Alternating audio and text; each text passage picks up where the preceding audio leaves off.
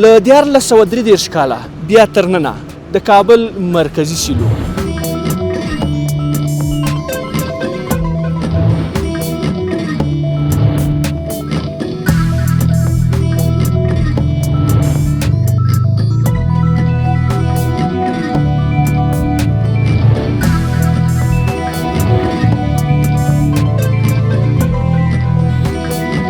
مهاجرین با می ولسوالیا با می کسایی که سیلاب زدگان کل شب روزه توزیع داریم. دلته تقریبا یو 18 قالم مال مونږ تولیدوو. قوای مسلح، اردو، پلیس، امنیت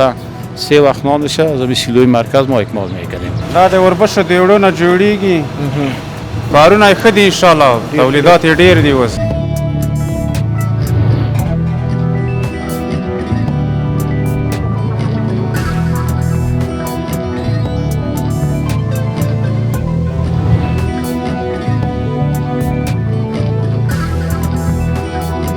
تا آخر دوره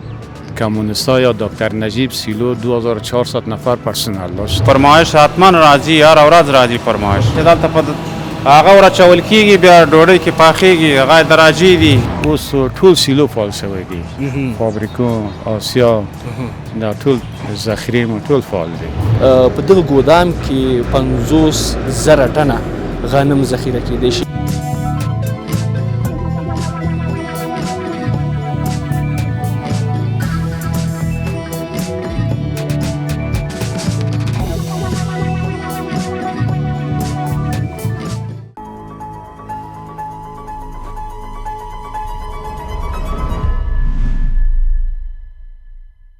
د بخونکي او مهربان آزاد په سپیڅلي نام د درنو لیدونکو سلامونه.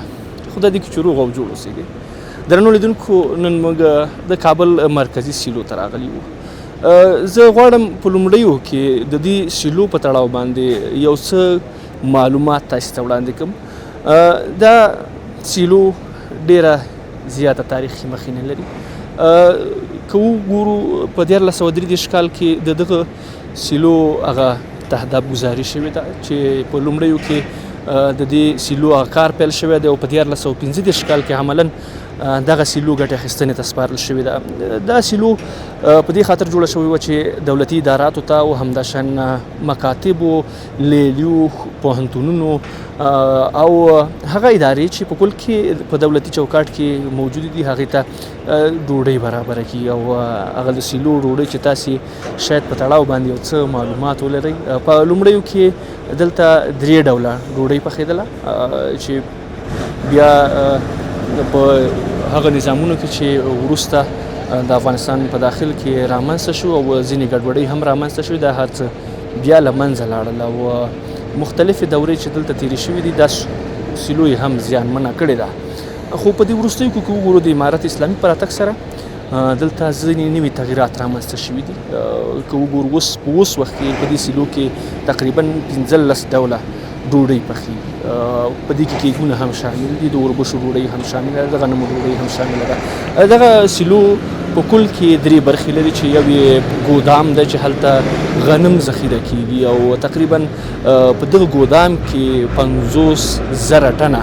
غنم ذخیره کیدی شي او دومره ظرفیت لري. او بیا له دې څخه وروسته چې د دلته ژرند دي چې هغه ماشینونه چې دلته د اوړو د جوړولو یا د غنمو د میده کولو چارې مخ ته وړي او درېیمه برخه چې ده هلته ډوډۍ پخېدل دي چې دغه 3 واړه چارې عملاً په همدغه سیلو کې ترسره کیږي او همدلته کارمندان موجود دي چې ډیر با تجربه کارمندان هم دلته شته دي. داسې اشخاص هم شته دي چې تقریبا 40 کاله په دغه سیلو کې عملاً کار کړی دی او هغه ورونه چې نوي راځي دې سیلو ته او په کار باندې لګیا کیږي یا ځینې برخې دلته زیاتیږي هلته راځي دلته دوی کار کوي، له هغوی سره خپلې تجربې شریکوي چې دا یو ډیر نیک اقدام دی او د ستایلو وړ دی. موږ هم دې سیلو ته په دې خاطر راغلو تر څو پورې د دې سیلو په مخینه باندې د دې سیلو د کارمندانو سره وغږیږو، له هغه ورونو سره وغږیږو چې دلته ډیره زیاته سابقه لري، زیات کار یې کړی دی. له دوی سره د دې سیلو په مختلفو پړاوونو باندې چې دلته په دې سیلو کې ترسره شوي دي په هغوی باندې هم خبرې اترې ولرو. همداشان نوي تغیرات چې کوم راغلي دي په هغې باندې هم ورسره خبرې اترې کوو. ورځو خپرونه پیلوو.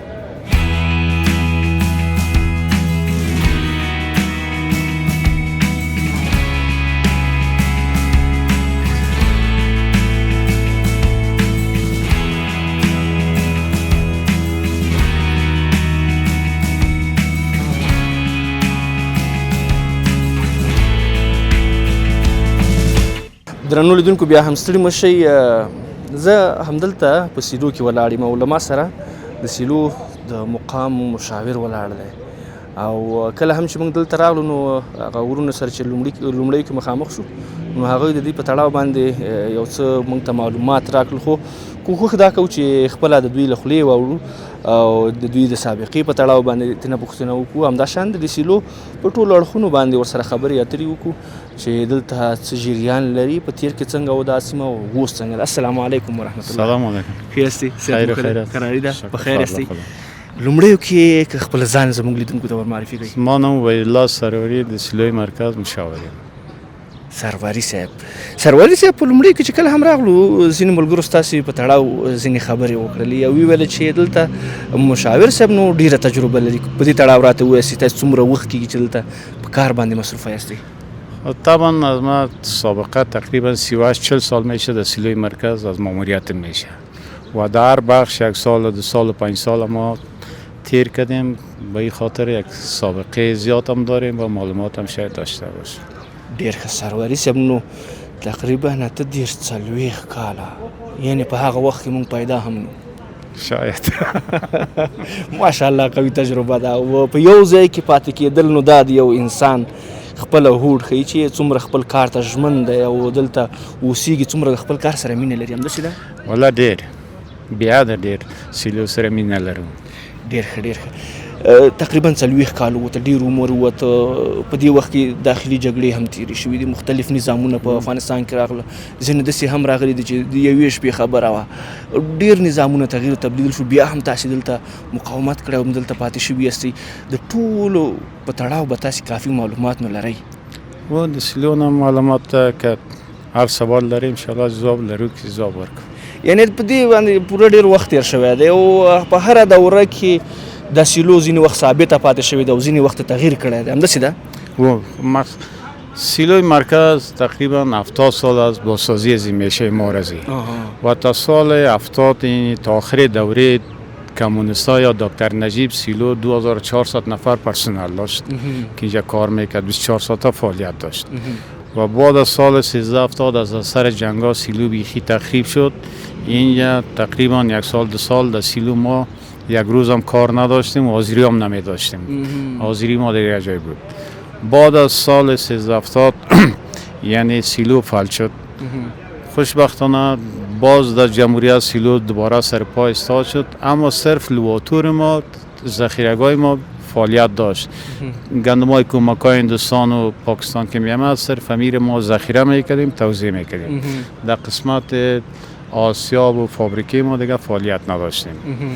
یک گپی بود که مدیریت درست نبود، وقت همی کوشش یا تصمیم نبود و دوم گپ همی بود که همی خود امریکایا یا خارجی ها همی خود تاسیسات روسی را نمیخواستن که سرپای دوباره استاد شود. یک سیلونه نساجی جنگلک یا دوباره بیخی از بین بردن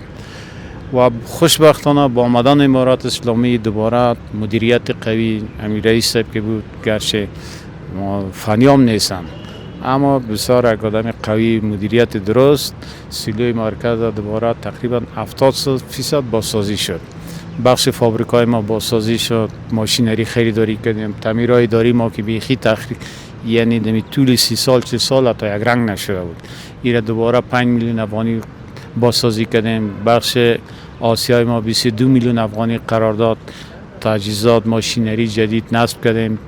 که فعالیت هم کردیم. انشاءالله هفته آینده فعالیت اساسی ما شروع میشه. بخش لواتور ما سال قبل امارات اسلامی به خاطر تشویق دیاقین 45,000 تن گندم از زمین دیاقین از ولایت ها خریداری کرد و فعلا خود ذخیره ما جای ذخیره است که امروزه شما شاید حال میبینید موتره که به می ماجرین، به می ولسوالیا، به می کسایی که سیلاب زدگی کلش امروزه توزیع داریم. ډېر ښه سروری صاحب، تاسې ځینې موضوعاتو ته اشاره وکړه، ما غوښتل چې په دې تړاو باندې یو څه عمیقې پوښتنې وکړو، خو وخت شاید ډېر کم وي، خو یو څه چې دلته په دې هیواد کې تیر شوي دي او هغه بده څیرې تر اوسه پورې پاتې ده، پردی پالو او پردیو خپل سیاستونه دلته مخ ته وړي دي. سروری صاحب یادونه وکړه چې دلته ډېرې برخې د دې سیلو غیر فعاله وي او علت هم همدا و چې دلته تاسیسات ټول روسي وو او څوک چې دلته راغلي وو نو هغوی نه غوښتل چې دغه تاسیسات بیرته فعال شي او فعالیت پیل باندې پرې وکړي او اوس وخت کې الحمدلله نیکه مرغه موږ چې هر چېرته ځو نو یو د هېواد د آبادۍ یو څرک وینو ډېر خوشحالېږو دغه سیلو ډېر پخوانی تاریخ لري او زموږ مشرانو په تړاو باندې ډېرې خبرې کړي دي موږ هم ډېر علاقمند چې راشو دلته دغه سیلو یو واري وګورو په خپلو سترګو باندې او هغه څه چې مو له مشرانو اورېدلي دي هغه دلته وګورو او درنو لیدونکو ته هم په تصویر باندې یا انځوریز ورته وړاندې کړو او دوی هم له دې ځای څخه لیدنه وکړي سروالي صاحب محترم دغسې به ورځو هغه نورې کومې برخې چې دلته موجود دي په دې په تړاو باندې به هم خبرې کوو سروالي صاحب محترم که دا راته ووایاست چې په اوس وخت کې څومره برخې سیلو لري په تیر کې هم چې کومې برخې موجود وي ټولې فعاله دي اوس سیلوی مرکز درې بخش اساسي فعالیت لري یو لواتور ده چې ذخیره دي یو آسیابونه دي دوه آسیاب لرو یو فابریکات لري دوه فابریکې لري دلته که وګورو په تیر کې تقریبا کوم معلومات چې موږ ترلاسه کړه دلته چې کوم ګودام دی دا ګودام تقریبا 50,000 ټنه غنم اخلي اوس هم فعاله ده هم دومره ظرفیت لري 50,000 غنم د خپل لواتور ظرفیت لري او 6,000 ټنه ګندم د زموږ ګودامونه هغه دا غنم خپل د هیواد کې چې دلته کوم غنم دي زموږ د قانون رونه دلته کښت کوي دا غنم دی او کنه د نورو هیوادونو چې کوم کومکونه دي اخیستل کېږي له نورو هیوادونو نه کومکونه خلاص شو اوس دا غنم چې د خپل د وطن دی کومکونه اوس نشته ده اوس خپل داخلي دا نو بیا ډیر مرسته هم کولای شي دغه زموږ د قانون ورونو سره چې په کرکیله باندې بوخت دوی سره هم ډیره مرسته کولای شي ځکه چې بازار نو پیدا کیږي یو څه ورته سامی د قانون ما کمی یعنی گندم کشت نمیکنن یا چی میکنن جلابا بود از بسیار نرخ پایین ازشان خریداری میکرد یا هیچ به فروش نمیرسید یعنی سال قبل امارات اسلامی 45,000 تن گندم از این ولایات هلمند، قندهار، غزنی، بغلان است و بسیار نرخ بسیار خوب ازشان خریداری کرد و فعلا در سیلوی مرکز ذخیره است فعلا دلته څومره زمونږ ورونه په کار باندې بوخت دي چې دلته مصروف د کار دي فعلا اوس 160 نفر مصروف دي د تیر په پرتله باندې که دا راته اوس څومره تغییرات راغلي په سیلو کې او 1% انشاءالله 1% په لومړیو کې تقریبا چې کله په لومړی ځل چې کله هم د دې سیلو هغه تعداد ښودل کېده د کار په 1433 کې بیا په 1435 کې بیرته فعالیت پیل کړ له هغې وخته تر اوسه پورې په ودانیو کې همداشان په تولیداتو کې که نن وګورو او د هغې وخت سره پرتله کړو څومره تغییر راغلی دی که همغه ډول دی یا تغییرات ډېر راغلی دی هغه وخت یو رود و ناشتا و یو کیک و بس 2-3 قلم و اوس ماشاءالله نوآوری د عامر صاحب فابریکه د سیلو تقریبا 10 قسم من رود ناشتا تغییرات راغلی دی یعنی په تولیداتو کې ډېر تغییر راغلی دی همداشان کومې برخې چې غیر فعاله وي په هغې کې هم تغییر راغلی ټول سیلو فعال شوی دی فابریکو آسیا دا ټول ذخیرې مو ټول فعال دی تاسې د ژرندې یادونه وکړله کله هم چې دغه د سیلو دغه سلسله چې په افغانستان کې شروع شوه په پل خمري کې او بیا اول په کابل کې پل خمري کې او بیا په هرات او په قندهار کې وروسته دا سلسله پیل شوه په هغه وخت کې مونږ میچنې درلودلې او بیا په سنتي شکل باندې دغه ژرندې وي او بیا وروسته سیلو نو دا یو لوی انقلاب نو په هغه وخت کې یعنی در وقت نجیب یا در وقت کمونیستا 2400 نفر اینجا 24 ساعته فعالیت داشتیم کار میکنیم تمام افغانستان ما اکمال میکردیم یعنی قوای مسلح اردو پلیس امنیت 3 وخت نانشه از سیلوی مرکز ما اکمال میکردیم فعلا کراته وایس فعلا چې تاسو کوم تولیدات لري او دلته کار کوي کوم ډوډۍ پخېږي دا په همغه روال باندې روان دي په همغه سیستم باندې مخکې ځي تاسو یعنی دولتي اداراتو ته مکاتبو ته لیلیو ته روغتونونو ته همداشان همدغه ډول توزیع کې کنه تغییر راغلی دی په پالیسي کې خودم 20 سال همین 20-25 سال از سر جنگا یا سیلو غیر فعال بود همین سیلو از سیلوی مرکز بخی فراموش مردم شده بود فعلا 1-2 سال میشه که سیلوی مرکز دوباره فعالیت خود آغاز کرده. ما شفاخانه رم، پانتونا رم، ادارات دولتی رم 3 وقت نامشان ما هر روزه قرارداد داریم و به دسترسشان قرار میدیم و تقاضای ما از دیگه ادارات هم همین است که سیلوی مرکز فعالیت خود آغاز کرده است. غیر نان، کیک، ناشتا همه چیز ما در اختیارشان بسیار صحی لابراتوار شده به دسترسشان قرار میدیم. ډیره زیاته مننه. فقط وروستي هغه څه چې مونږ یادونه نوي کړي او په دې سیلو کې موجود وي، یو خو د ودانیو برخه ده چې فعلا فعاله ده، همداشان د ډوډۍ د تولید ده. تاسې د ژرندو خبره وکړله، څه شی پاتې دي چې مونږ یادونه نه کړي او هغه تاسې درنو لیدونکو ته ووایست؟ نمی سیلوی مرکز بخش لواتور ماست که برای تشریح کردیم، بخش آسیایی ماست، فابریکه ماست. همین 3 بخش ما برایتان تشریح کردیم. 1-2 بخش دیگه ماست که هنوز رو ماشینریش نصب کردیم. انشاءالله داینده که باز فعالیت آغاز کردیم سرش گپ میزنیم. یعنی باید منتظر اوسیگو چې نور هم برخې دي که فعالیږي؟ ما روز به روز انشاءالله تکنولوژی جدید، کار جدید ما همه روزه در صدد عزیزیم که پیش ببریم سیلو رو. ډیره زیاته مننه سروري صاحب. که څومره هم ستاسې غوندې اشخاصو ستاینه وکړو او قدردانۍ وشي بیا هم کمه ده، ځکه 40 کاله یو لوی خدمت دی او په یو ځای کې پاتې کېدل او هغه تجربې له نورو هغو کسانو سره چې نوي راځي له هغوی سره شریکول، دا نو یوه لویه لاسته راوړنه ده او ستاسې خدمات دی الله تعالی په خپل دربار کې قبول کړي. ډېره زیاته مننه، خوشحاله اوسئ. الله مو خوشحاله. ډېره زیاته مننه، خوشحاله اوسئ. درنو لیدونکو، تاسې د سروري صاحب خبرې واورېدلې. واقعیت هم کله چې موږ له دغه ډول اشخاصو سره مخامخ کیږو، موږ هم یو ډول انرژي پیدا کوو، یو هوډ باید ولرو چې دغه ډول خدمات چې زموږ مشران د هیواد لپاره ترسره کوي او په تیر کې ترسره کړي او تر اوسه پورې ادامه ورکړې ده، دا باید زموږ لپاره یو الهام واوسیږي او باید د دوی له تجربو څخه استفاده وکړو. درنو لیدونکو، نن موږ کله هم چې راننوتلو په دې سیلو په دې دروازه باندې او دلته مو چې دغه هره برخه کتله، یو ډول د خوښۍ احساس مو کوو، ځکه زموږ مشرانو، زموږ پلرونو، زموږ نیکونو د سیلو یادونې موږ ته ډېرې کړې وي، په دې تړاو باندې ډېرې خبرې اترې کړې وي او هغه څه مشران چې موږ لرو له هغوی څخه مو د دې سیلو په تړاو باندې ډېر معلومات مو اخیستي وو. خو هغه څه چې لوی کمبود و هغه دا و چې موږ عملاً په خپلو سترګو باندې دغه سیمې او دغه سیلو په سترګو باندې نه ولیدلی او هغه څه چې دلته جریان لري، لکه سروري صاحب چې وویلې د تیر په پرتله اوس ډېر زیات تغییر راغلی دی او په تیر کې چې کله هم دلته زموږ هغه ورونه چې په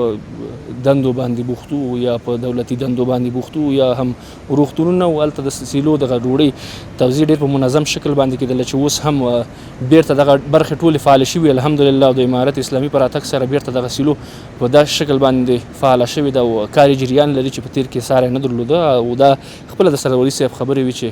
تاسې هم واورئ. درنو لیدونکو، موږ هم کومې برخې چې سروري صاحب معرفي کړلې او په تړاو باندې خبرې وکړلې، موږ هم ورځو دغه د ډوډۍ پخولو هغه فابریکه چې ده هلته ورځو، د هغې ځای له مسؤلینو سره هم خبرې اترې کوو. تاسې تصاویر ګورئ، بیرته راګرځو.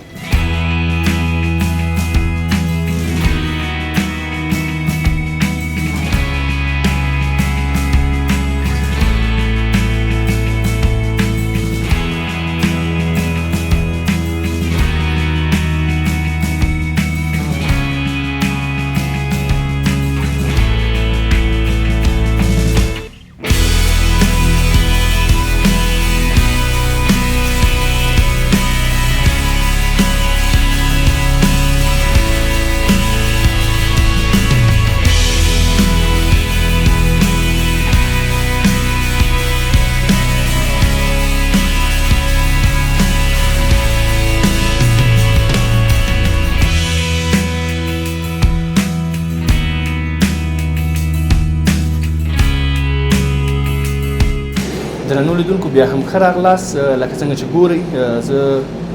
د سیلو فابریکې ته راوختلم. دلته هغه ځای دی چې چیرته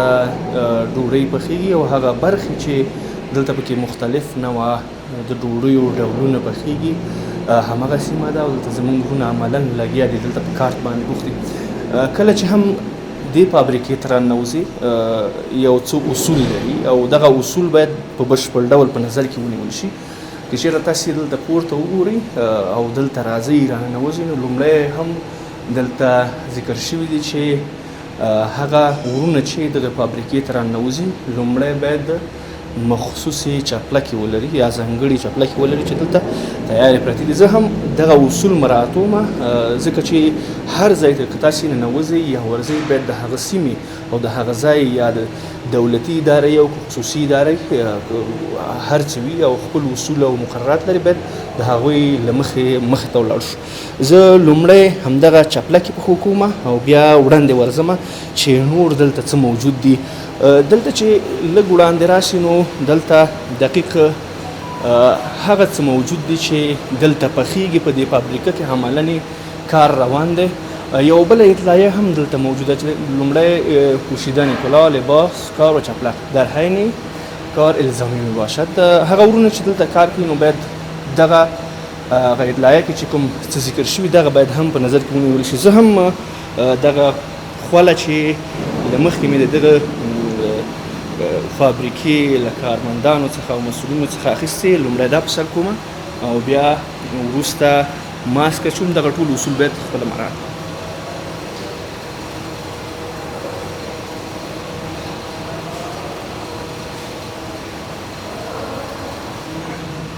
دا هم ماسک، دغه ماسک هم باید زه واخلم. ښه درنو لیدونکو که تاسې وګورئ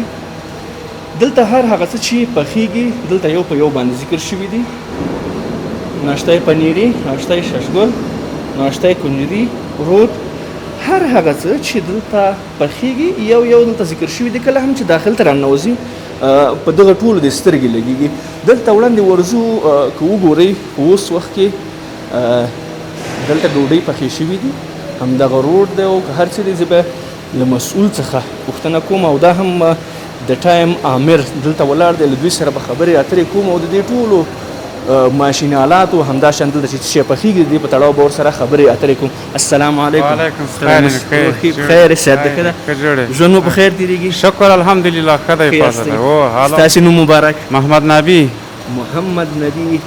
څنګه کاکا کارونه مو څنګه روان دي؟ ښه دي شکر پزه د خدای کارونه ښه روان دي، نورماله روان دي، ښه دي. څومره وخت کېږي چې دلته مصروفه یاستې په کار؟ تقریبا یو 3 کاله کېږي دلته یم. 3 کاله کېږي. زه چې کله هم راننوتلم دلته همدې فابریکې ته چېرته چې تاسې کار کوئ فعلا ولاړ یاستئ، کتلې مې چې تاسې په دغه کوم ځای کې چې کیکونه پخېږي، روډ د ډوډۍ دي، په دې باندې مو کتنه کوله. ستاسې مسؤلیت دلته څه شی دی؟ زه مسؤل سارټیم یم د کارګر د باشي په حساب یا د امیر د ټایم په حساب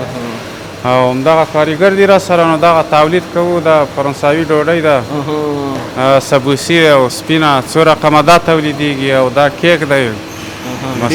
ډېر ښه. موږ د باشي په تړاو باندې نوم هم ورته اورېدلی او له مشرانو د خولې نه او دغه د ډوډۍ په تړاو هم موږ ډېر څه اورېدلي له مشرانو نه، ځکه موږ خو په وروستیو کلونو کې ځینې وخت چې دغه ډوډۍ پخېدلې عملاً هم له دې ځای څخه لیدنه نه وه کړې. کله چې هم موږ راځوانان شو نو مشرانو نه هم پوښتنې کولې، هغوی به په دې تړاو باندې خبرې کولې چې سیلو په هغه وخت کې څه ډول ډوډۍ پخېدلې او څومره خدمات یې وړاندې کوله. نو په ذهن کې مې یو څه تصورات موجود وو. اوس چې عملاً دلته راغلو تاسې ګورو او دغه د نومونه چې کوم یو تاسې اخلي وخت ډېر جالبه موږ ته تمامېږي، ځکه چې هغه څه چې اورېدلي وو اوس یې عملاً دلته ګورو. و دغه مخکې اوس یې نور هم ترقي کړې ده، اوس خو د سیلو ډېره ترقي کړې. د څو قلمه مال دلته موږ تولیدوو، هلته آسیا پال ده، نو کارونه یې ښه دي انشاءالله، تولیدات یې ډېر دي. اوس دلته څو ډوله ډوډۍ پخېږي؟ دلته تقریبا یو 18 قلمه مال موږ تولیدوو، 18 رقمه مال موږ دلته تولیدوو. د هغې د جملې نه دا کیک دی، اوس دا فرانسوي ډوډۍ ده او دغسې به لوډ شل ته به وګورې څه شان نور دی. ور به شو عملاً به وګورو لیدونکو باندې هم چې دوی هم را سره مل اوسېږو. ورځو دلته که وګورو ډېر ماشین آلات موجود دي او یو په یو به پېژنو. لومړی د کوم ځای نه تاسې شروع کوئ، پیل د کوم ځای نه کوئ؟ عمل ته به ولاړ شو، هغې نه به شروع وکړو له خیره سره چې دلته تاسې لومړۍ برخه کومه یوه ده، ورپسې بیا کوم کار ترسره کېږي او دغه ستاسې ورونه چې دلته موجود دي کارمندان دي. لومړی برخه له دې نه شروع کېږي. دا ماشین د خمیر جوړولو، دا د 70 کالو د روسانو د وخت نه پاتې دی، تر اوسه کار کوي. په دې کې اوړه هغه کوو او دا داشونه نوي دي. دا داشونه نوي دي؟ داسې به ورشو. ښه دا داشونه نوي راغلي دا هم داش دی او دا هم داشت دی د هر یو خانه بیله بیله لري دغسې دلته په هغه ورچول کېږي بیا ډوډۍ کې پاخېږي هغه درجې دي چې په څومره درجه کې پاخېږي د هر یو بیل بیل هغه لري دغسې ډېر دا اوړه بیا د کوم ځای نه راوړئ چېرته دا اوړه جوړېږي چېرته جرنده چېرې ده ژرنده هغه خواته ده او دا فابریکه د ناشتو د دې شیانو د اوړه هلته تولیدېږي یعنې د هغې ځای نه تاسې اوړه را انتقالوئ دلته بیا لومړی خمیر او دلته بیا خامیر کېږي او یو څو ماشینونه هغه دي د ناشتو هغه هلته خامیر کې کېږي یعنې د هرې برخې مسلکي معلوم ده دلته و دلته معلوم دی اوس هغه خمیرګر دی مثلا یو د میز په سر باندې چې څوک استادان یې هغه د ناشتې جوړوي او داشوان معلوم دی هغه بیا په داش کې راوړي پخوي یې د هرې برخې مثلا تاسې ویل ډبل ډوډۍ چې ورته مونږ وایو په عامه اصطلاح باندې دغه نور فرانسوي ډوډۍ ده کیکونه دي د دې د هر یو دپاره جلا داش دلته موجود دی نه ټول په دغه داشو کې پخېږي یو رقم پخېږي داشو کې مشکل نشته نه ټول دا یو داشونه دي یوازې د خمیر توپیر دی یوازې د خمیر توپیر دی چې ډېر هغه ماشین کې هغه کوو چې لږ بیا هغه ماشین کې خمیر کوو دا ماشینونه تاسې ویل هغه یو ماشین خو چې د روسیه دی دا نوي راوړل شوي دي هو دا نوي شوي دا د اوس وختو دي دا نوی هغه دی موډ دی څومره وخت کېږي چې دا ماشینونه راوړل شوي دي دا تقریبا یو 15 کاله به کېږي د دې ماشینونو ماشینونه چې کله خراب شي ترمیموي چېرته دلته مستریان لرو ورکشاپ لرو هغوی راځي هغوی ترمیموي جوړوي یعنی اړتیا دې ته نشته چې هر څه دلته خراب شي یا که تاسې ستونزه ولرئ دلته نه ټول دلته جوړېږي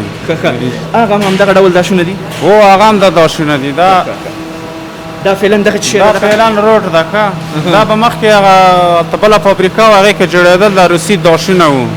بیا هغه خراب شوي زیاتره پال دي او اوس یې دې داشو کې دې خوا نه خلاصېږي ګرم خو به ډېر نه وي زموږ دغه ورور عملا لګیا دی تاسې کتلی شئ درنو لیدونکو او دغه روډ چې هغه کړی دی دا نو بیا دلته اچول کېږي دا چې هلته جوړ کړو بیا یې راوړي دلته د داش کې بیا داسې پاخېږي لکه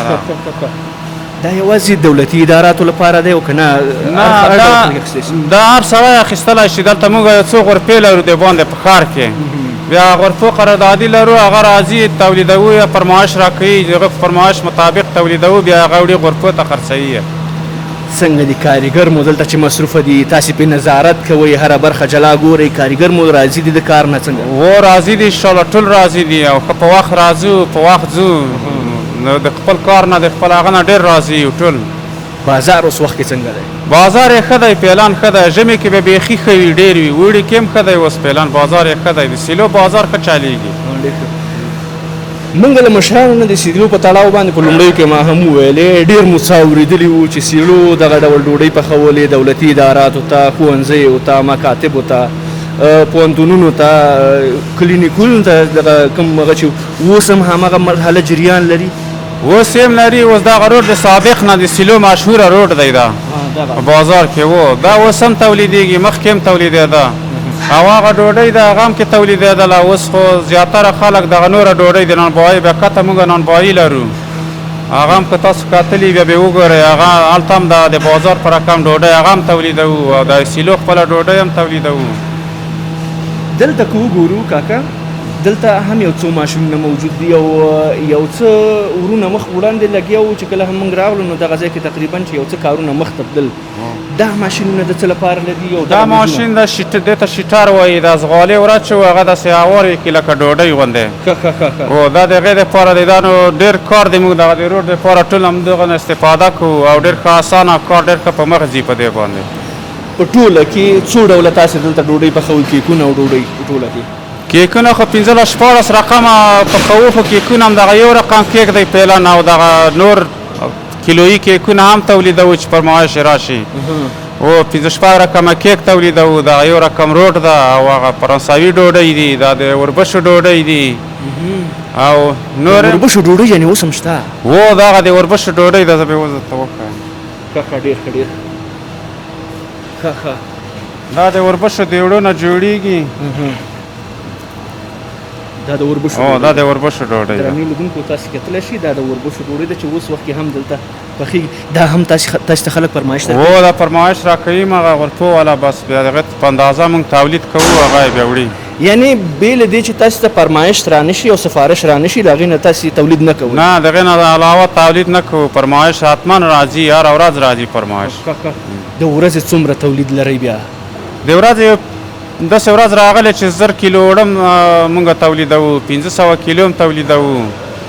200 کیلو هم تولیدوو هغه فرمایشه پورې فرق لري چې فرمایش راشي هغومره بیا زیات تولیدوو چې زیات راشي او کم راشي بیا کم تولیدوو یعنی د دې له لحاظه چې تاسو ته اوړه کم شي یا څه ستونزه خو نه ده پیدا شوې مثلا تاسې غنم ګودام کې کافي لرئ؟ غنم لرو د ژرندې پال دی هغه هم تولید کوي او نور مواد شته چې د بازار یې هغه د پتن مونږ ته رارسېږي راوړي یې بې له دې چې تاسې دلته نظارت کوئ خپله دلته باشي یاستئ د ټایم نور وروڼه به هم تاسې سره مصروفه په کار باندې دلته په ټوله کې ستاسې دغه د څار برخه چې کوم څوک راځي دلته کار مو ارزیابي کوي څوک شته دی داسې چې کار څنګه کوي کار ارزیابي کوي چې تاسې دلته کار کوئ او راځي نظارت نه کوي؟ نظارت کوي موږ تعمیر لرو د فابریکې هغه لرو ریاست لرو او نور آمرین لرو هغوی راځي ګوري نظارت کوي د طبي د وجې نه د هر څه وجې نه انشاءالله فوق العاده هېڅ مشکل نشته چې دلته کله هم راننوځي ځینې اصول د دې فابریکې هلته بیان شوي دي خپله هلته خطونه راځوړند دي او کله چې راننوځي چپلکې دي مخصوصي خوله ده ماسک دی لباس ته د کارمندانو هغه ټول دلته ذکر شوي دي ټول مراتع هم ده؟ مراتع دغه اوس لباس دی د فابریکې دی هغه خولۍ ده او دا چاپلاکې دي دا ټول شی شته دا حتمي هلته دروازې نه چې راننوځو مونږ دا هغه کوو او د لاندې اتاق لرو هلته کالي بدلوو بیا چاپلاک یې مالته ږدو بیا ځو او د دې خاص لباس او دا ټول شی مونږ مراعات کوو دا ټول شی دلته شته دی وجود لري یعنی هر څه چې دلته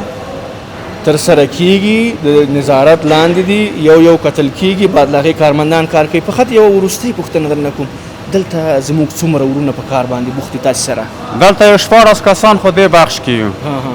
او تقریبا نورو بخشو کې هم ډېر دي داسې تقریبا 1.5 کسانو پورې به کار کوي دلته د سیلو کې ماشینونو کې چې اوس دلته کوم موجود دي کوم تغییرات راغلي دي پخوا په پرتله باندې لکه په تېرو دورانونو کې چې وو هغې په پرتله تغییر راغلی دی پکې؟ هو ډېر تغییر راغلی زیاتره ماشینونه نوي شوي دي زیاتره ترمیم شوي دي نو دا ټول فعاله دي اوس ډېره زیاته مننه فقط یو پیغام دی زموږ هغه وروڼو ته چې فعلا تاسې ګوري او تاسې ننداره کوي زموږ د ادارې د رسنۍ له لارې تاسې ګوري هغوی ته به مو پیغام څه وي؟ پیغام د موږ دغه دی اصلا اسلامي امارت ته چې دغسې فابریکې او دغسې کارونه دولتي ادارې او د هغه ټولې فعالې کړي چې خلک په کار شي چې هغه څوک بېکاره وي چې هغه تشویش مشویش د هغه نه ووځي او په کار یې په وظیفو یې دولت نه مې دا خواست دی ډېره زیاته مننه خوشحاله اوسئ الله مو آباد لره ډېره زیاته مننه درنو لیدونکو دا نو هغه فابریکه ده چې دلته د سیلو ډوډۍ پخیږي کیکونه ورسره پخیږي 15 ډوله ډوډۍ دلته کیکونه پخیږي البته او ډوډۍ همدا شان فرانسوي ډوډۍ چې په تېر کې به تاسې په تړاو باندې ډېر څه اورېدلي له مشرانو نه له هغو خلکو نه چې په تېر کې په دولتي اداراتو کې مصروف وو په کار باندې زموږ مشران زموږ نیکونه چې کله هم دلته په کابل کې دندې درلودلې په نور ولایاتو کې دندې درلودلې نو د البته هغه خلک اکثره چې په دولتي اداراتو کې په کار باندې مصروف وو یا نظامیانو هغوی به د دې سیلو په تړاو باندې ډېرې خبرې کولې او ویل به چې سیلو ډوډۍ پخوا دغه ډول خدمات یې وړاندې کول او د دې په تړاو باندې موږ ډېر څه اورېدلي او دغه ده چې نن ما هم عملا دغه څه ولیدل او تاسې ته مو هم انځوریز کړل تر څو پورې تاسې هم د دې سیلو په تړاو باندې کافي معلومات ترلاسه کړئ درنو لیدونکو په دې هیله چې زموږ دغه خپرونه چې د سیلو مرکزي سیلو ته مو ځانګړې کړې وه او په کابل کې موجوده ده او عملا کاري جریان لري ستاسې دغه ټوله خپرونه او دغه ټول معلومات د پام وړ ګرځېدلي وي تر بلې هغې چې زامن الحق امیني ستاسې په درانه چوپړ کې حاضرېږم الله مو مل شه